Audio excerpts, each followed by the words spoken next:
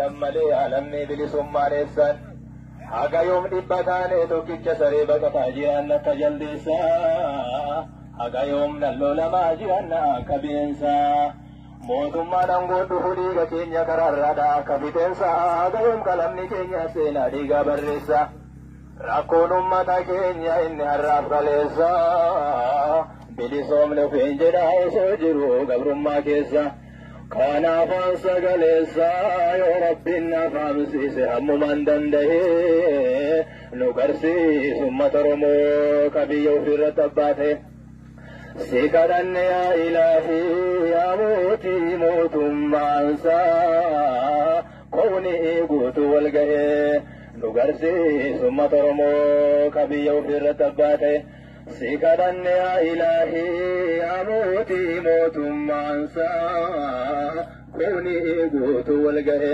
nu garsiisu uummata Oromoo ka biyya ofirratti abbaate. Oromoo jirtu? Jirtu Oromoo?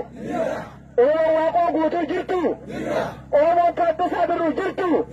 Oromoon Jaarraa Abbaa Gadaa jirtu? Oromoon Nadhii Gammadaa jirtu?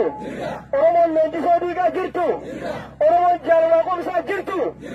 Oromoon Jaal Magarsaa jirtu? Jirtu?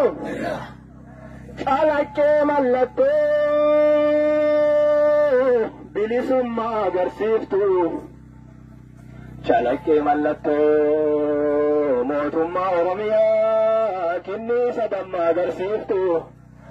Calaqqee mallattoo Oromiyaa bilisaa barii boruu agarsiiftu. Akkam bareeddan ijoollee nama gagammachiiftu. Amleen hin jiru Akkam bareeddan ijoollee nama gagammachiiftu. Ijoollee walirraa fuutee qabsoo akka xayyaaraa samiirra balaliiftu. Mee takkatu as baatee kilaashii kan keessaniin xiqqoo nan taphachiiftu. Mee takkatu as baatee zinnaara kan keessaniin xiqqoo nan taphachiiftu. Mee takkatu as baatee bireena kan keessaniin xiqqoo nan taphachiiftu. Saba kan keetiif iftaa halkan addeessa taate guyyaa ammoo akka biiftu. Sabni keessi gaara maalaa jedhurree amma natti miyoon bilisummaa.